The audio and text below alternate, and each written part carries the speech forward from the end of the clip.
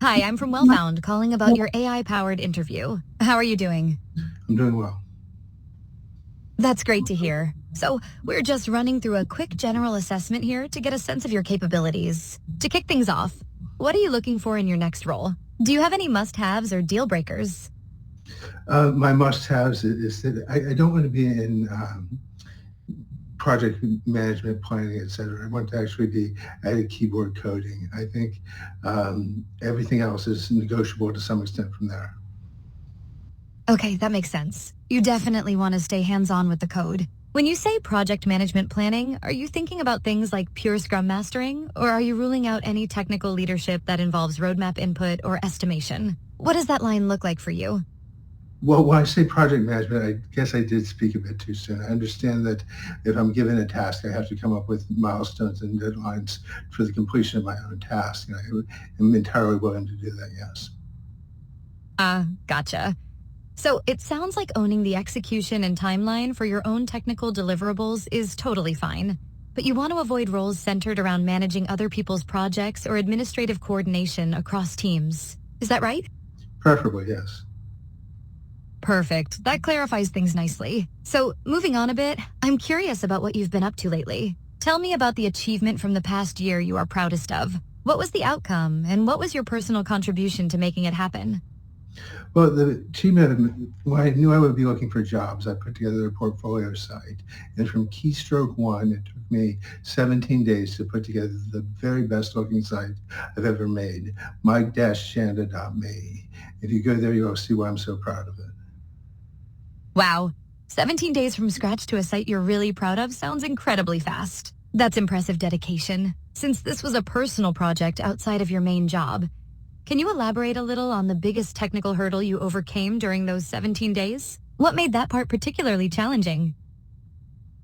Uh, there's not too much about the site that's interactive. The challenging part was the graphics design, which I know is not the area I'm going into, but it was certainly more difficult for me than anything interactive about the website itself. I think I have to cut it at that. I hear you. So the design elements gave you a run for your money, even though you prefer the engineering side. That shows a good willingness to tackle necessary challenges. Let's switch gears a bit then, focusing back on the engineering. Can you give me a quick tour of the stack you use day to day right now? I'm interested in languages, frameworks, and infrastructure if you use it. Which parts do you drive personally, and where do you feel you are strongest? Um, I feel that I'm strongest with Java and C Sharp. I know C Sharp's a very dated language at this point, but Java, Spring Boot, XSLT, I feel very comfortable with. Though again, that's a bit dated. JavaScript, of course. I don't use React. I learned something called Knockout JS years ago and never really made the switch over because there wasn't a need to. Though I'm aware I'm going to have to at some time. SQL, I'm quite good at, and I guess uh, all on top of Linux. I guess that's about it. That's a pretty solid backend foundation with Java, Spring Boot, and Squall. It's interesting you've stayed with Knockout JS. That certainly predates the current front-end landscape. Given you mentioned being aware you'll need to transition away from older tech, where in that stack? Java, Spring Boot, SQL, or maybe some of the Linux environment work? Do you feel you are most confident driving projects end-to-end right now? Yes. Sorry, I just need a little more detail there. Are you saying you are most confident driving end-to-end projects primarily in the Java Spring Boot ecosystem? Or is there another area in that list where you feel your technical ownership is strongest? All the way from this SQL and JPA through the Java, through the Thymeleaf or Knockout, full stack, yes. Developing API calls to a limited extent. I tend to veer towards WebSockets when I can on that, but yes, and then full stack. Okay, so owning the full stack from the database integration all the way up through the front end using Java, Spring Boot, and those older templating JS approaches. That gives me a good picture. Now, thinking about those full stack projects, can you describe a tough trade-off you faced recently? What were the different options you weighed? And ultimately, why did you choose the path you did? I think the ultimate kneecap in my entire career as a computer programmer was when I discovered that the applet had died before I thought it would, and I had to use XSLT to generate HTML and JavaScript. So the whole reason I know XSLT was for one specific project, IIT software, and having to learn it specifically in order to generate it dynamically as opposed to being able to have a compiled program in a web browser. That sounds like a really frustrating situation where you had to pivot to a specific, perhaps less familiar technology like XSLT just to meet a time-sensitive dynamic output requirement. When you were weighing your options, did you consider maybe trying to refactor the rendering logic to avoid XSLT entirely? Or was adopting XSLT the quickest path to hitting the deadline?